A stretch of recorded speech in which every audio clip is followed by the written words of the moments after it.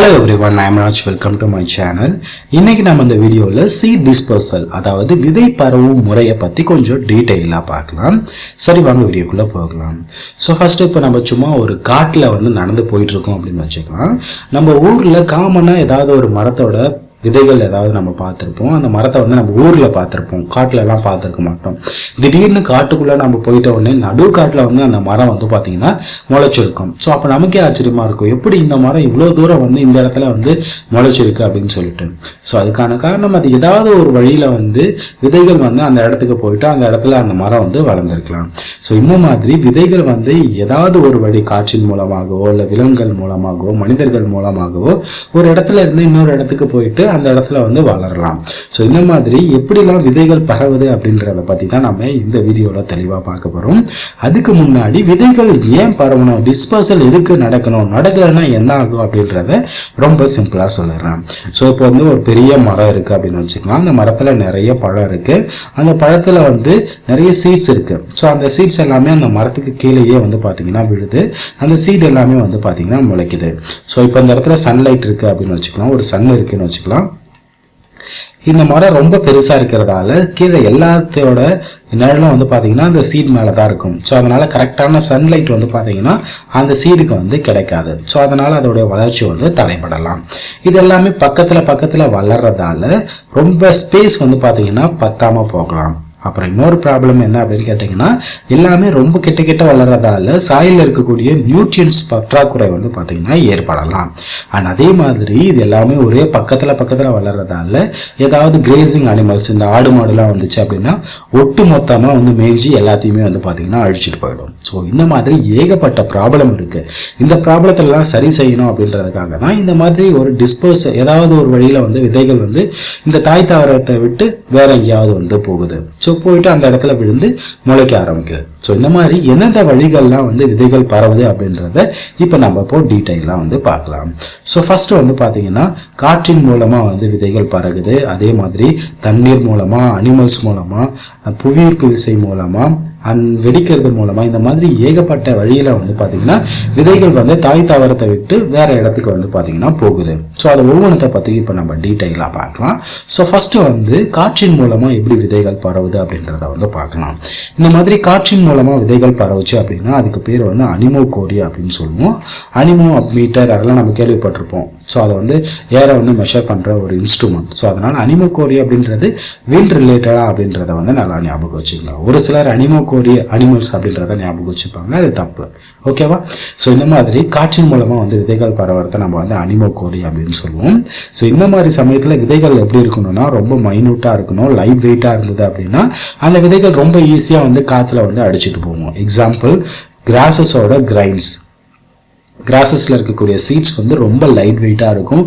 அதோட சீடே பாத்தீங்கன்னா ரொம்ப ரொம்ப ரொம்ப சின்னதா இருக்கும். ஸோ அதனால காத்து அடிச்சாலே போதும், அது ஒரு இடத்த விட்டு இன்னொரு இடத்துக்கு போயிட்டு அந்த இடத்துல விழுந்து அந்த இடத்துல ஜெர்மினேட் ஆக ஆரம்பிச்சிடும். ஸோ அப்படி இல்லை அப்படின்னா விங்டு ஃப்ரூட் இல்லைன்னா சீடு இருக்கணும். ஸோ அந்த ஃப்ரூட்டுக்கு பாத்தீங்கன்னா விங்ஸ் இருக்கணும். அப்படி இல்லைன்னா சீடுக்கு விங்ஸ் இருக்கணும். ஸோ அந்த மாதிரி இருந்தது அப்படின்னா அது காத்தடிக்கும் போது ஒரு இடத்துல இருந்து இன்னொரு இடத்துக்கு போகும். எக்ஸாம்பிள், முருங்கைக்காயை எடுத்துப்போம். முருங்கைக்காயை பாத்தீங்கன்னா சீட்ல விங்ஸ் இருக்கும். அந்த ஃப்ரூட் வெடிச்சதுக்கு அப்புறம் அந்த சீடு கீழே விழும்போது காத்தின் மூலமா அது விங்ஸ் இருக்கிறதால கொஞ்சம் தூரம் பறந்து போயிட்டு விழும். ஓகேவா? அண்ட் இந்த மாதிரி டிப்ரோகார்பஸ் இந்த மாதிரி பிளான்ட்ல பாத்தீங்கன்னா ஃப்ரூட்ல விங்ஸ் இருக்கும். ஸோ அதனால இந்த ஃப்ரூட் கீழே விழும்போது கொஞ்சம் தூரம் பறந்து போய் விழும். தென் அதுக்கப்புறம் அதுல இருந்து சீடு ஜெர்மினேட் ஆகும். ஸோ இந்த மாதிரி விங்ஸ் ஃப்ரூட் ஆர் சீட்ல இருக்கலாம். ஸோ இது காற்றின் மூலமா பரவறதுக்கு கொஞ்சம் ஹெல்ப் பண்ணும்.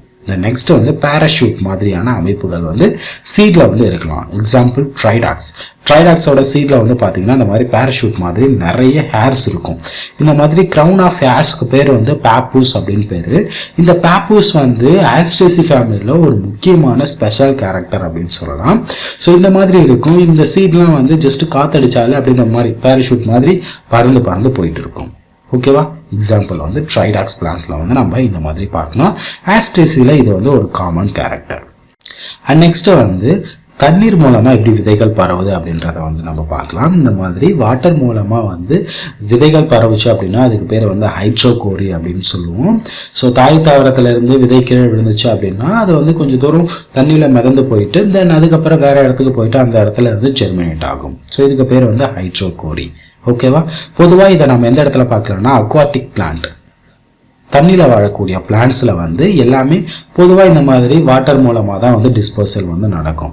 ஸோ அதோடைய சீடு எல்லாம் ஃப்ரூட் பார்த்தீங்கன்னா நல்லா ஃபைப்ரஸா இருக்கலாம், இல்லைன்னா ஸ்பாஞ்சு மாதிரி இருக்கலாம், வாட்டர் ப்ரூஃபா இருக்கலாம். ஸோ இந்த மாதிரி ஏதாவது ஒரு கண்டிஷன்ல வந்து இருக்கலாம். வாட்டர் ப்ரூஃபா இல்லை அப்படின்னா அந்த சீடு கீழே விழுந்த உடனே உள்ள போயிட்டு அழுகி வீணா போயிடும். ஸோ அதனால இந்த அக்வாட்டிக் பிளான்ட்ல இருக்கக்கூடிய சீடுக்கு வந்து பாத்தீங்கன்னா வாட்டரை வந்து ரெசிட் பண்ற மாதிரி ஒரு சில ஸ்ட்ரக்சர் இருக்கும், ஸ்பாஞ்சி மாதிரி இருக்கும், நல்லா ஃபைப்ரஸா இருக்கும். ஸோ அதனால நீர்ல அப்படியே மிதந்து போயிட்டு வேற இடத்துல கீழே விழுந்து தென் அதுக்கப்புறம் வந்து முளைக்க ஆரம்பிக்கும். ஸோ பொதுவாக நம்ம வந்து லோட்டஸ், மேங்க்ரோவ், வாட்டர் லில்லி இந்த மாதிரி பிளான்ட்ல வந்து இந்த மாதிரி நம்ம வந்து ஒரு சீடை வந்து பார்க்கலாம். ஓகேவா? நெக்ஸ்ட் வந்து ஒரு சில சீட்ல உள்ள வந்து நிறைய ஃபைப்ரஸ் இருக்கும், இந்த மாதிரி ஹேர் ஸ்பேசஸ் இருக்கும். இந்த மாதிரி ஹேர் ஸ்பேசஸ் இருக்கிறதால அந்த ஃப்ரூட் கீழே விழுந்ததுக்கு அப்புறம் தண்ணியில ரொம்ப தூரம் மிதந்து போயிட்டு தென் அதுக்கப்புறம் எங்கேயாவது கீழே விழுந்து அதுல இருந்து ஜெர்மினேட் ஆக ஆரம்பிக்கும். ஸோ இந்த மாதிரி ஹேர் ஸ்பேசஸ் இருக்கலாம், அப்படி இல்லைன்னா ஃபைப்ரஸ் எல்லாம் ஸ்பாஞ்ச் மாதிரி இருக்கலாம், வாட்டர் ப்ரூஃபா இருக்கலாம். ஸோ இந்த மாதிரி ஏதாவது ஒரு ரீசன் மூலமா தண்ணியில வந்து விதைகள் வந்து பரவுச்சு அப்படின்னா அதை நம்ம வந்து ஹைட்ரோகோரி அப்படின்னு சொல்லுவோம். Example lotus, mangrove, water lily, coconut இந்த மாதிரி பிளான்ட்ல வந்து நம்ம இந்த வாட்டர் டிஸ்பர்சலை வந்து பார்க்கலாம்.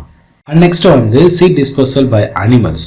அனிமல்ஸ்னா தெரியும், ஹியூமன், பேர்ட்ஸ் இதெல்லாமே வந்து பார்த்தீங்கன்னா அனிமல்ஸ்ல தான் வரும். ஸோ இந்த மாதிரி அனிமல்ஸ் மூலமா வந்து விதைகள் பரவுச்சு அப்படின்னா அதை நம்ம வந்து ஜூகோரி அப்படின்னு சொல்லுவோம். ஸோ அதை வந்து நல்லா ஞாபகம் வச்சுக்கோங்க.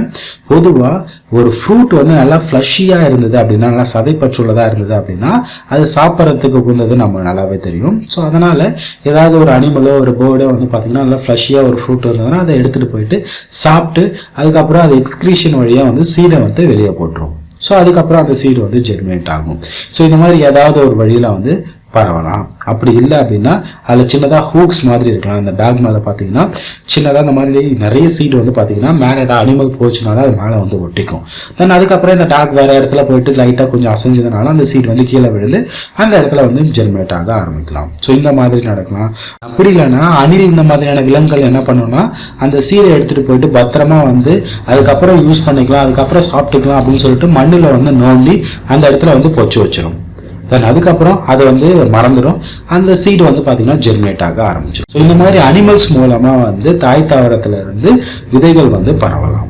ஓகே, நெக்ஸ்ட் வந்து கிராவிட்டி மூலமா வந்து சீடு வந்து பரவுறது. கிராவிட்டி மூலமான ரொம்ப பெரிய ஒரு ஹைட்டான ஒரு மரம் இருக்கு அப்படின்னா அந்த மரத்துல இருந்து கீழே ஃபோர்ஸ், கிராவிட்டி ஃபோர்ஸ் மூலமா வந்து சீடு விழுந்தது அப்படின்னா கீழே விழும்போது அந்த சீடோட கோட்லாம் வந்து உடஞ்சி சீடு வந்து மண்ணுக்குள்ள போகலாம். ஸோ அந்த மாதிரி போகலாம். அப்படி இல்லைன்னா கீழே விழுந்த உடனே கொஞ்சம் தூரம் உருண்டுகிட்டு போகலாம். ஸோ இந்த மாதிரி ஏதாவது ஒரு கிராவிட்டி ஃபோர்ஸ் மூலமா வந்து சீடு வந்து கொஞ்சம் தூரம் போச்சு அப்படின்னாலே அதை வந்து நம்ம டிஸ்பர்சல் அப்படின்னு தான் சொல்லுவோம். பொதுவாக ஆப்பிள், கம்லினா இந்த மாதிரி பிளான்ட்ல வந்து நம்ம இந்த மாதிரியான டிஸ்பர்சலை வந்து பார்க்கலாம். அதுக்கப்புறம் எக்ஸ்பிளாய்ட்ஸ் மூலமா வந்து சீட் டிஸ்பர்சல் ஆகுறது, வெடிக்கிறது. ஸோ இந்த வெண்டைக்காய் இந்த மாதிரியான பிளான்ட்ல வந்து பார்த்தீங்கன்னா வெடிச்சு அதில் இருந்து வந்து சீடு வந்து வேற இடத்துக்கு போகும். ஸோ கொஞ்ச நேரம் அப்படியே இருக்கும், வெயில் பட்டுச்சு அப்படின்னா டப்புன்னு வெடிச்சிடும். ஸோ இந்த மாதிரி ஏதாவது ஒரு ரீசன், வாட்டர் பட்டுச்சுன்னா வந்து வெடிக்கும். இந்த மாதிரி சீடு வந்து சடனா வெடிச்சு அதுல இருந்து போயிட்டு விழுந்து அதுக்கப்புறம் ஜெர்மினேட் ஆகும். ஓகேவா? ஸோ இந்த மாதிரி எந்த மாதிரியான வகையில வேணாலும் சீடு வந்து தாய் தாவரத்தை விட்டு வேற ஒரு இடத்துக்கு வந்து பரவலாம். ஓகே, இது உங்களுக்கு நல்லா புரிஞ்சிருக்குன்னு நினைக்கிறேன். இதுல உங்களுக்கு ஏதாவது டவுட்னா கீழே வந்து கமெண்ட் பண்ணுங்க. நம்ம அடுத்த ஒரு நல்ல வீடியோல சந்திக்கலாம். தேங்க்யூ ஃபார் வாட்சிங் கைஸ். பாய்.